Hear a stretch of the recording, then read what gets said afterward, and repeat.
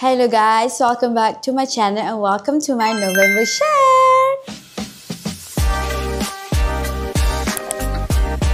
So hari ni aku nak share 3 barang yang aku suka. Aku rasa mana random, tapi bila aku ada aku rasa macam wow, bestnya dia ada macam tu. Okay, first item yang aku nak share is this water bottle daripada Montego. The color combination is very cute. Cuma this edition dia cepat sold out. Aku sangat suka this botol ayak. Sebelum ni aku tak join the hype. Aku tak kisah pun orang semua beli botol ayak ni sebab aku rasa macam okey je dengan botol ayak yang aku ada. Lepas tu sekarang Ros dah minum susu. Susah untuk kami nak bawa ayak panas, ayak sejuk sebab botol ayak kami tu botol ayak biasa je. Botol ayak yang tahan panas sejuk yang beli kat Thailand, husband aku bawa pergi kerja. So aku tak ada botol. Ros tak ada. So aku decide untuk beli this brand sebab this brand macam orang cakap memang bagus gila. Aku dah try pakai this botol and aku suka sangat-sangat. Betul orang cakap. Memang dia tahan panas, tahan sejuk lama gila. Semalaman pun dia boleh tahan, memang sejuk lagi. Bayangkan aku selalu isi air sejuk lah ni kan sebab aku selalu buat kerja apa semua. Aku selalu bubuh dalam botol je. Malah nak pergi dapur nak ambil dalam cawan apa semua, jadi isi dalam botol. Tahan weh, esok tu duduk sejuk lagi. Kalau hamba ketuk lagilah tahan lama sejuk tu. Faham tak? Sorry guys, mata aku dia lebam sebab kena kepala anak aku lagi.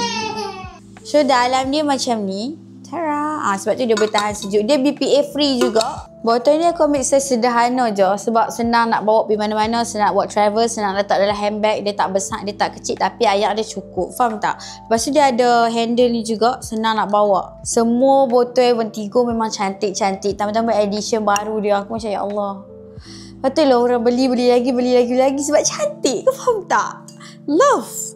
Next yang aku nak share is this small pouch. Yang ni aku beli sebab nak bawa travel. Bila travel, aku tak ada tempat nak letak all the wires. Lepas tu all the wires tu kesana kesini dalam beg sana dalam beg sini berselera. Sebab tu aku beli. And Alhamdulillah aku beli, aku sangat-sangat suka. Ini aku letak baharan kamera aku yang senang aku nak ambil. Yang ni aku selalu guna sebab tu aku letak dalam ni.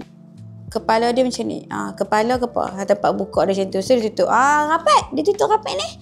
Dia small besar tapak tangan je guys. So apa boleh lah nak letak macam kesang ke aksesori, benda-benda kecil yang suka hilang boleh juga letak dalam ni. Sumpah dia cantik, murah, lepas tu function. Bagi aku dia function. Setiap kali aku nak balik kampung ke apa, aku akan letak my barang-barang kamera. Yang macam tempat-tempat stand kan, aku punya barang kamera kecil kan. Macam dalam ni ada lampu dengan tripod kecil. So aku akan letak dalam ni. Senang. Dia tak akan terkeluar-keluar ke benda-benda kat. Memang love. Next item yang aku nak share is this small pouch bag. Love this. Yang ni pun aku beli untuk buat travel. Walaupun aku beli untuk travel tapi aku guna.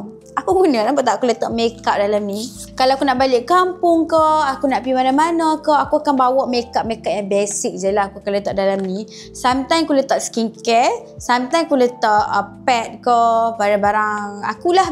Mostly semua barang-barang aku yang senang aku nak bawa macam tu.